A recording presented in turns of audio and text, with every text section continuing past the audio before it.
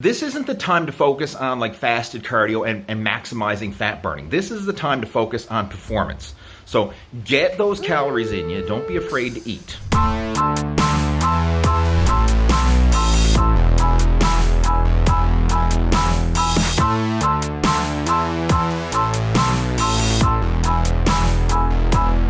Now, before we get into the video, I just want to give a quick shout out to Built Bar because they are sponsoring this video, and they are my new favorite protein bar because they are high in protein, low in fat, low in sugar, and they taste absolutely delicious.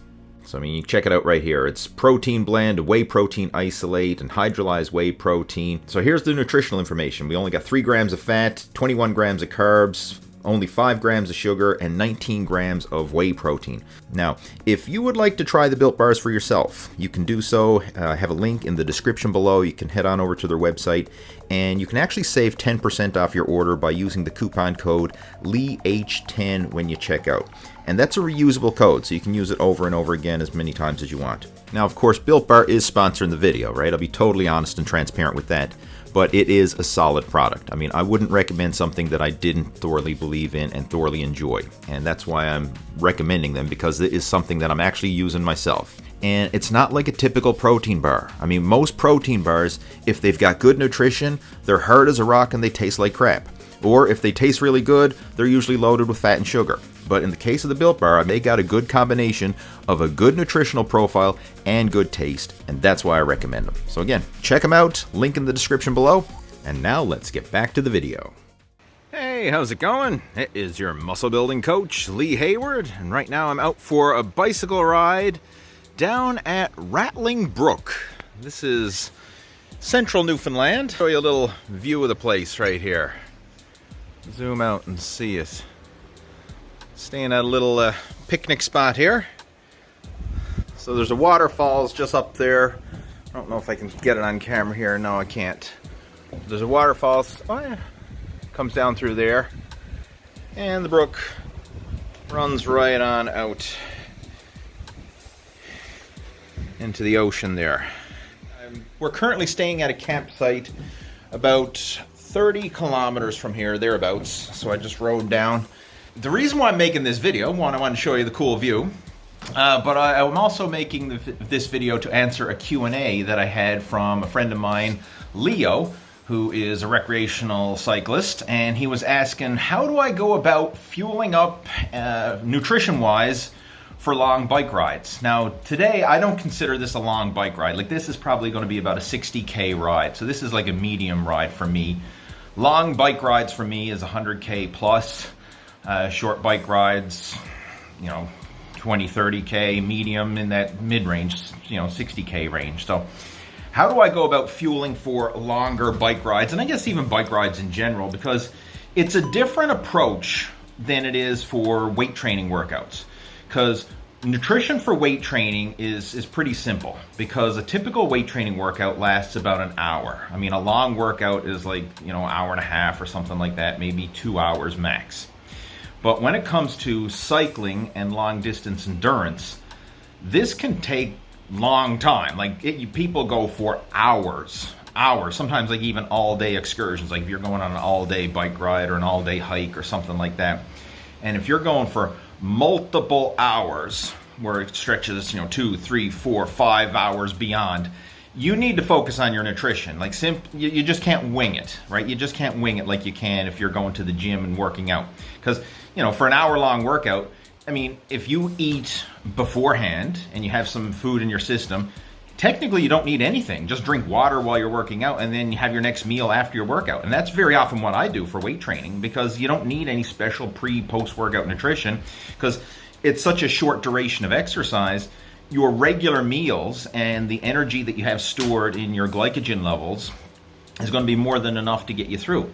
But when you're doing prolonged exercise, multiple hours, you're going to burn through your stored glycogen levels. And if you don't fuel up properly while you're exercising, what's literally going to happen is you're going to run out of glycogen and you are going to bonk. This is a term they use in endurance sports where you literally just you run out of glycogen. You run out of that stored carbohydrates in your muscles, and now you have to rely on body fat for energy. And while that does work, Body fat is a very slow burning energy source. I mean, it's great for that low intensity exercise, like just sitting around the house and just doing your day-to-day stuff. That's when you're primarily burning body fat, just that low energy fuel source. But carbohydrates, that's your high octane fuel. So when you're doing exercise, cardio, stuff like that, even what's considered long duration cardio, you're still burning primarily carbohydrates because you're still working hard. Your heart rate's elevated. You're exerting some effort. If you're exerting effort, you're burning carbohydrates as your primary fuel source. When those carbohydrates are gone, now your primary energy is gone. And it's just like, hitting the wall, right? It's just like you're driving your car down the road and everything's great, and then all of a sudden the gas light comes on and you run out of gas and nothing. Right? That's what it feels like when you run out of glycogen. You just hit the wall and there's like no energy. And I've done it. I've been there before. So what I do now, if I'm going on a longer bike ride, one, I'm going to fuel up beforehand. Have a big breakfast, get lots of food in me beforehand so I have stocked up glycogen stores before I even leave for the ride. Like, I'm not going to be doing fasted cardio if I'm planning on going on a big long bike ride. Heck no. I'm going to stock up, eat a big breakfast beforehand. Good sources of complex carbohydrates like oatmeal, beans. Like this morning, I had a bowl of high protein oatmeal. So just oatmeal, scoop of protein powder mixed in. Had beans and toast along with it. Now, we're staying at a campsite, so beans and toast over the open fire. I mean, that's good. Plus, I had my bowl of high protein oatmeal to go with it. So that's what I had for breakfast this morning. Lots of slow burning carbohydrates there, good complex carbohydrates to give me that lasting sustainable energy. Good dose of protein there with the beans and the protein powder. And, so that fueled me up for the ride. Now, while I'm out riding, every hour I'll have a protein bar or an energy bar. So my favorite protein bar of choice now are the Built bars. And the reason why I have these is because they are pretty much an equal ratio of protein and carbohydrates.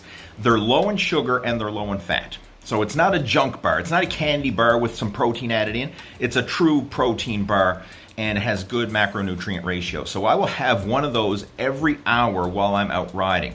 And that helps to keep my energy levels up, keep my glycogen levels up, give me that protein, because as you're doing long duration exercise, your body is breaking down the protein and you need to keep that replenished. So good source of quality amino acids.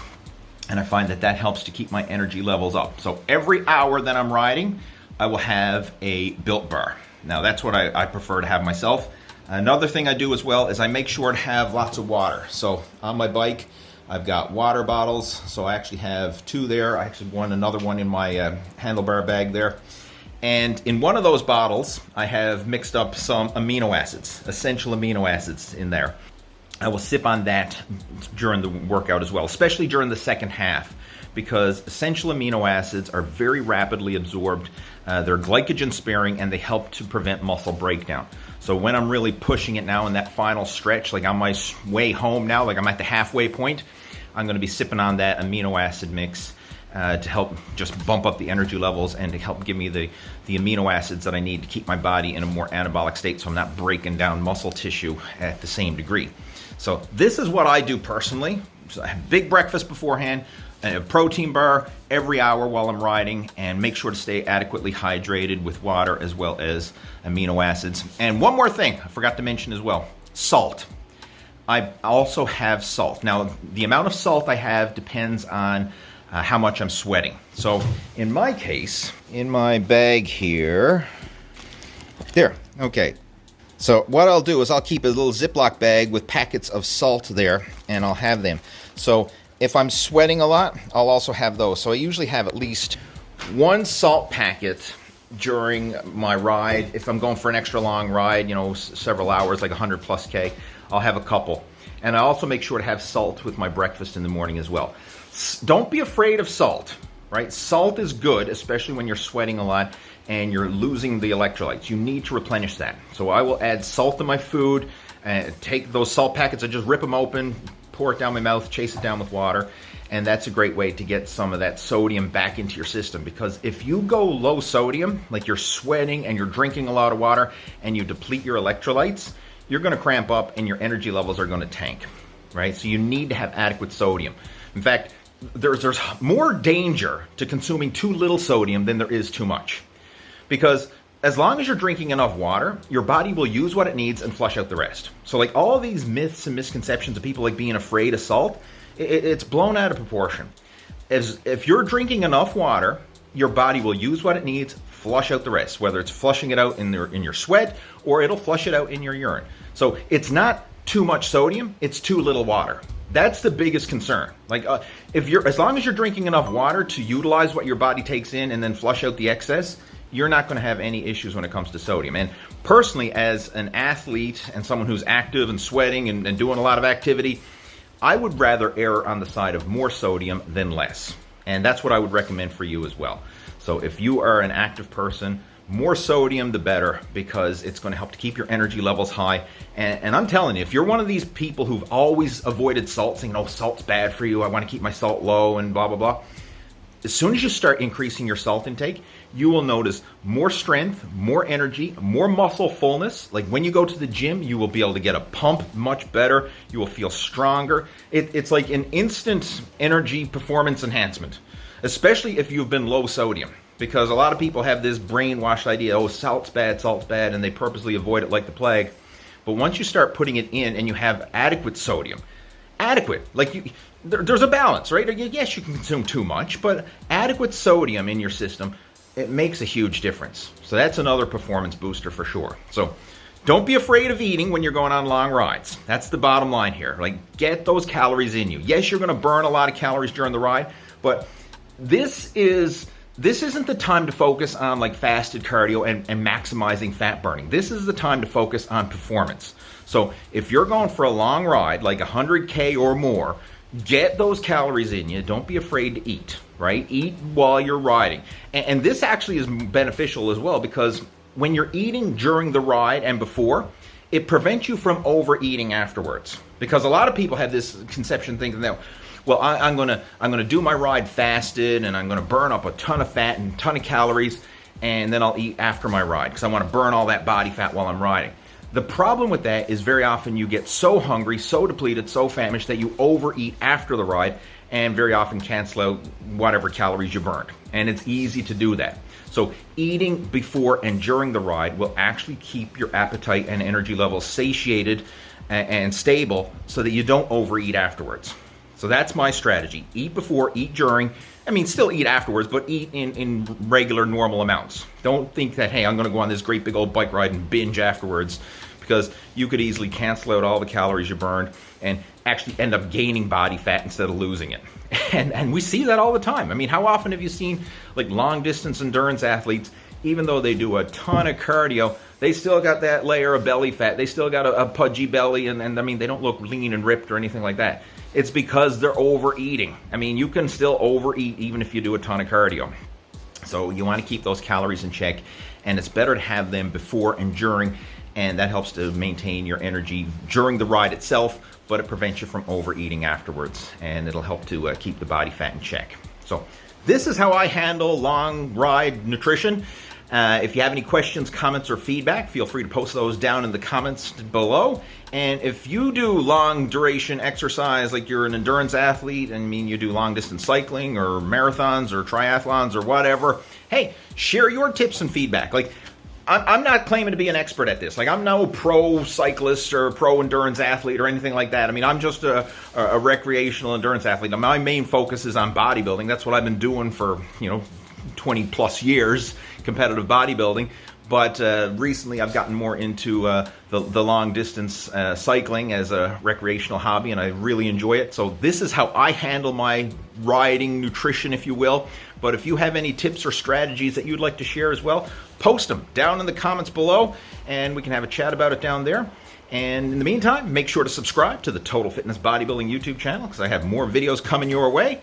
And I'm going to hit the road, and I'll talk to you in my next video coming soon. Take care. Over and out.